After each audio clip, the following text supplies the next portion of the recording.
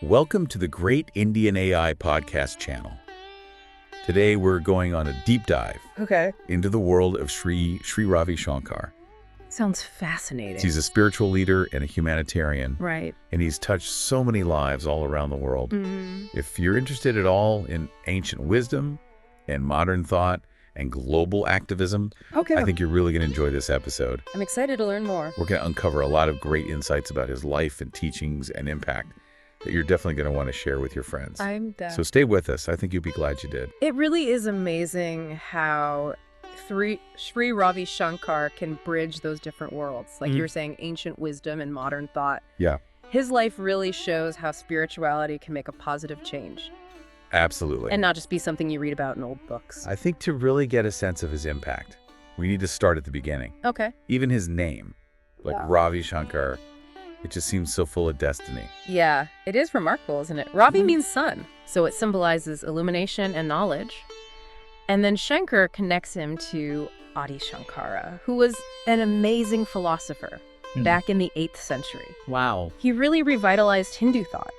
And Sri Ravi Shankar was born on a Sunday, which was Adi Shankar's birthday. Oh, wow. So it's almost like his path was already laid out for him. Like a cosmic nod to the impact he would have. Yeah, exactly. His upbringing also shows this blend of tradition and modernity. Exactly. So he learned from this Vedic scholar who was really close to Mahatma Gandhi. Oh, wow. And that gave him a deep understanding of Indian wisdom and also the principles of nonviolence. Interesting. But then at the same time, he went and got a Bachelor of Science degree. So he's clearly also interested in science. So he's got both sides. Yeah, this really unique combination kind of set the stage for his whole approach to spirituality. It embraces both intuition and empirical evidence. That's so interesting. This idea that science and spirituality aren't actually separate. Yeah. I think a lot of people struggle with that, trying to reconcile those two things. Definitely. I think what he says could be really helpful. Oh, absolutely. He always says that science and spirituality come from the same place. Really? Yeah, that desire to just understand reality. You know, science asks, what is this? And it looks at the material world. But then spirituality asks, who am I? And tries to get this deeper self-knowledge. That's such a nice way to look at it. I like how you said those two paths are different, but they're both trying to help us understand. Yeah, I think that's right. There's another part of his early life that I find so fascinating. Oh, yeah. When he spent time with Maharishi Mahesh Yogi, who founded transcendental meditation. Okay. What can we learn from that time in his life? Well, I think it shows that he's dedicated to exploring all the different ways to find inner peace. He learned all about transcendental meditation, which is obviously super famous all over the world. Right. But then he ended up developing his own unique methods. It's kind of like when an artist studies with a master Yeah. and then develops their own style. So he didn't just accept those practices. He really wanted to understand them and then innovate. Yeah, that's a good point. Which brings us to the Art of Living Foundation, which he founded in 1981. Oh, wow. For our listeners who may not know, can you tell us about that organization? Sure. The Art of Living Foundation is really all about making the world more peaceful. It's got millions of people all around the world, and it's based on the idea that spirituality isn't limited to one religion or culture. It's universal. Exactly. It's about love and compassion and just enjoying life. Especially in today's world where everything feels so divided, that message is really powerful. It is. I think for people listening to the Great Indian AI podcast channel, from all these different places and backgrounds, they can really connect with this idea. Oh, absolutely. He always says that even though we're different on the surface, we're all connected by our humanity. And that's the brilliance of his approach. He doesn't ignore the complexity of the world. He embraces it. He sees science and spirituality as working together. Exactly. He doesn't think we have to choose between logic and faith. It's more about bringing them together. He talks a lot about the mind and body and breath being interconnected. I bet our listeners are really interested in that, especially those who are into mindfulness. It's so fascinating that something as basic as breathing can connect our inner and outer worlds. I know. And this brings us to one of his most famous contributions. Oh, yeah. The Sudarshan Kriya. Yeah. It's this powerful breathing technique, what makes it so special. Well, the Sudarshan Kriya uses these specific rhythms of breath that can really harmonize your body and mind and emotions. There are even studies showing that it helps reduce stress and improve mental clarity and just make you feel better overall. Wow. So if you're dealing with anxiety, this technique can be life-changing. It helps to calm your nervous system, and you can experience this deep sense of peace. It's incredible that we have this power within us to find peace just by changing how we breathe. I know, it's pretty amazing. It just shows how ancient wisdom and modern understanding can work together to solve problems. Yeah. Now, if you're just joining us on the Great Indian AI podcast channel, we're talking about the life and teachings of Sri Ravi Shankar. And there's still so much more to cover. I'm ready. What I find really insightful is what he says about truth. Oh, yeah. He said that truth is spherical rather than linear, so it has to be contradictory. Wow.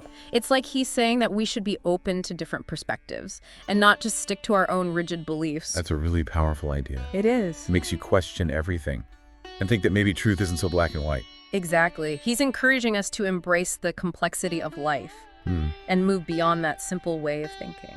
That open-mindedness shows up in his work with peace building and conflict resolution too, which is what we're going to talk about next. Oh. I think our listeners on the Great Indian AI podcast channel are going to want to hear that. I bet. We'll be back in a bit to talk about Sri Ravi Shankar's work as a global peacemaker. Stay tuned. So Sri Ravi Shankar's commitment to peace, it goes way beyond just talking about it. Right. He's really out there trying to resolve conflicts and help people all over the world, especially in places that are having a tough time. His work in Pakistan is a great example. It shows how much he believes in dialogue and bringing people together, even when there's so much history and political tension. Yeah, definitely. He set up those Art of Living centers in Pakistan so people from different cultures could connect through spirituality and humanitarian work. Sadly, the center in Islamabad was attacked and destroyed in 2014. Oh, wow. It's terrible. It was a real setback. But it actually showed how much his message of peace is needed, especially in places struggling with extremism. It shows how resilient he is. Yeah. He doesn't give up, even when things are really tough. That's right. And his work isn't just in one place. No. He's been to conflict zones all over the world. Yeah. Like Iraq, when things were really bad there. Oh, yeah. He went there when Prime Minister Nouri al-Maliki invited him. He was trying to encourage people to talk to each other and find peaceful ways to solve problems. Well, it wasn't just about talking to politicians, though. Right.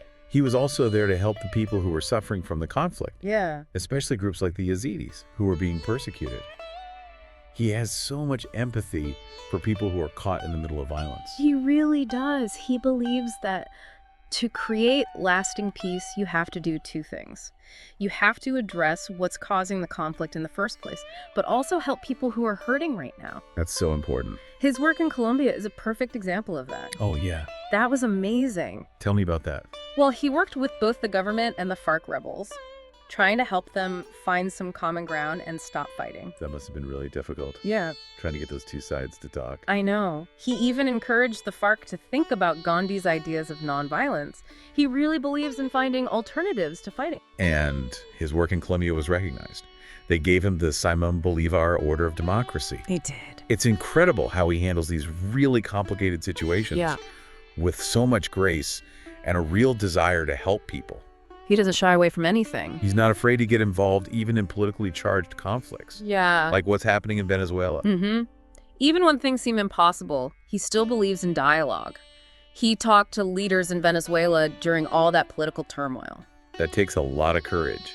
He never loses faith in our ability to connect with each other. Never. Now, for our listeners on the Great Indian AI podcast channel, his work in Kashmir is especially important. It's a region that's been dealing with conflict for decades. It has. What's his approach to peace building there? Well, he keeps saying that peace in Kashmir has to come from the Kashmiris themselves. Yeah, makes sense. They have to be the ones to find the solutions. He started the South Asian Forum for Peace, so people from the region could come together and talk, and hopefully work things out. It's so important to empower local communities to find their own solutions. I agree. Otherwise, it's just outsiders coming in and imposing their ideas, and that never really works. He's also been involved in helping militants in Northeast India surrender. Northeast India has seen a lot of armed conflict. It has. How did he get involved there? Well, he worked with both the government and the rebel groups to create a way for them to disarm and come back into society. That's amazing. It must have taken a lot of trust building and finding ways to address their grievances. It did. And then giving them real help to start new lives. He's so practical. He understands that peace building isn't just about talking. You have to take concrete steps towards reconciliation. Exactly. And then there's the Ayodhya Ram Mandir dispute. That's such a sensitive and complex issue in India. It is. It shows how he's willing to tackle even the hardest conflicts. Even though some people didn't like his ideas, he still tried to find a compromise between Hindus and Muslims. It shows that he truly believes that peaceful coexistence is possible. I think so too, even when people have very different beliefs. It takes a lot of guts to get involved in something like that. It reminds us that peace isn't always easy to achieve. Definitely not. And his dedication to interfaith dialogue goes beyond those specific conflicts. Right. He works with leaders from all sorts of religions to promote understanding and collaboration. He knows that a truly harmonious world needs people from different faiths to respect each other. And to work together. Like when he worked with faith-based organizations to fight HIV/AIDS, he believes in collective action to solve problems that affect everyone. It's amazing how he brings people together from all walks of life. He finds that common ground through shared values and a commitment to helping others. He's a real inspiration. And his humanitarian work isn't just about resolving conflicts. He also has programs that help prisoners rehabilitate and come back into society. He believes that everyone has good in them, and that even people who have made mistakes can change. He's all about giving people second chances and helping them grow and heal. Sri Ravi Shankar is a man of action. He's not just talking about peace. He's out there making a real difference in people's lives. All around the world.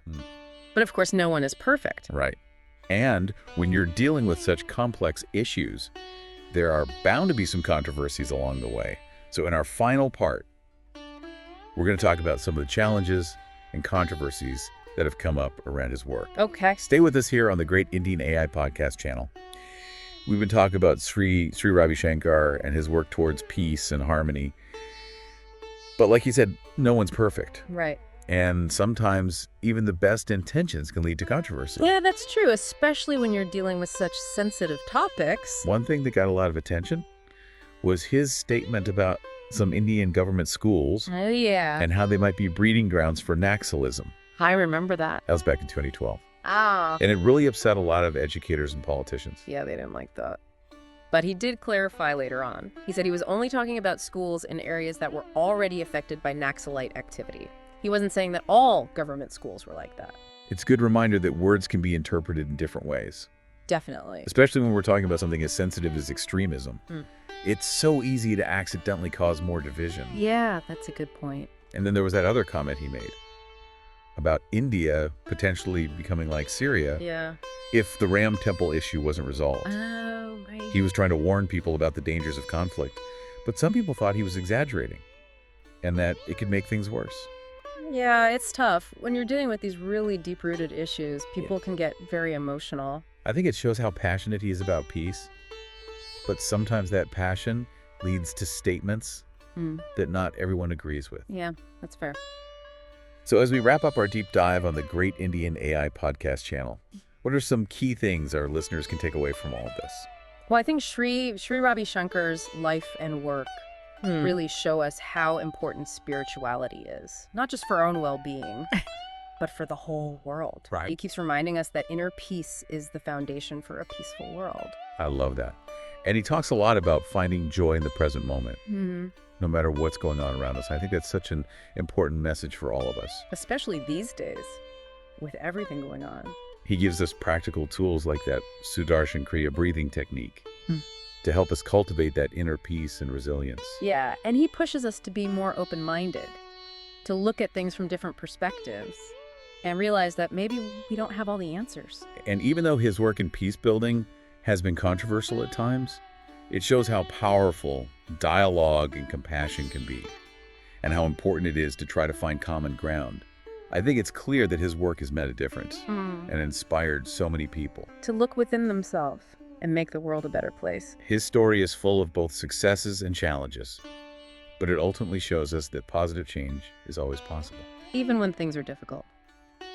Well, thank you for joining us for this deep dive into the life and work of Sri Ravi Shankar. I hope you found it insightful. I did. And maybe it's inspired you to think about how you can bring more peace into your own life and into the world. That'd be great. And as always, thank you for listening to the Great Indian AI podcast channel.